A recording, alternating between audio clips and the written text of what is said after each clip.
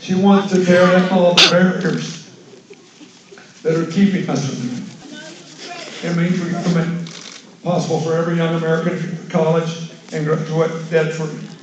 That we got to make it possible for every young American that has debt to pay that debt up as a low fixed percentage of their national income. Over 20 years of Mississippi. Or to do 2 years at AmeriCorps and 1 year at the public service job and get rid of it forever. Now, if we did that, we would do. But we also need to start. Whether in jealous of Fort Hillary, she brought a preschool program into the poorest counties in Arkansas before any state in America, any state, had universal access to preschool. She read about it in Israel. She called the lady and ran it. She said, come on over here and let's do this. Oh, this is like 30-something years ago. Next thing I know, it's in 26 states. You ought to support her, not just because she'd be the first one president, although that'd be a good thing. Not just because she's the best qualified, though she is. Her proposal for creating jobs and expanding education and bringing down barriers are the best, though I think they are. You ought to support her because the president's job requires someone who gets up every day on the great days and bad days and all the days in between to be able to mobilize us so we can all make something good happen. Change maker, she's the best I've ever seen. That's what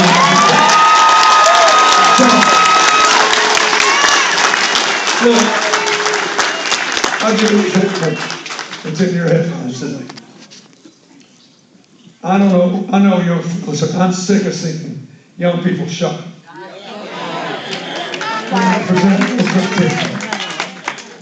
I want police reform. But I also want the police. Remember what the police did in St. Bernardino? All those people were getting killed. Time and again, they went in risking their lives, trying to save people without regard to their race, their religion, their anything. They were trying to do it together. We gotta have police reform by doing what I tried to do when I was president. Put more police on the street, get more police that look like the neighborhoods that represent them. And when something bad happens, have a neighborhood council where the people living in the neighborhood meet with the police. They sit down together. They agree on what happened.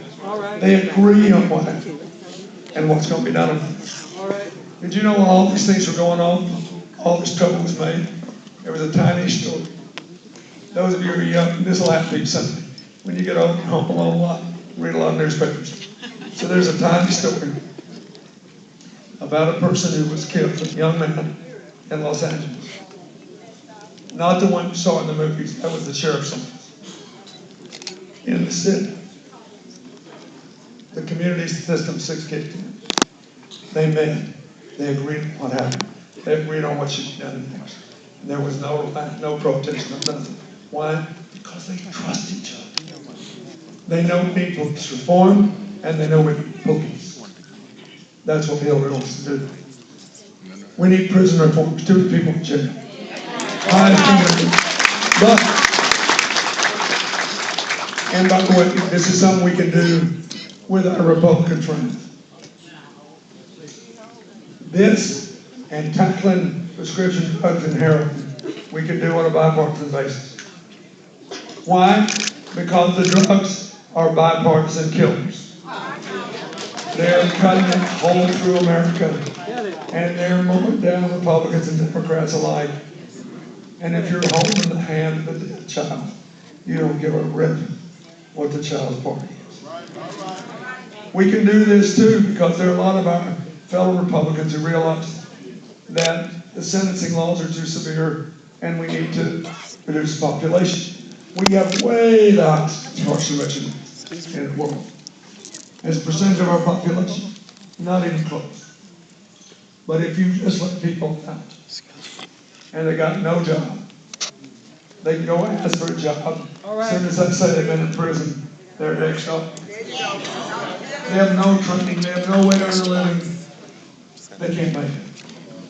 So I think he's the first person to call for spending $5 billion to actually training young people so they get out of prison, they can find jobs, and don't let them mark the box against them. Let them be there as leaders. So,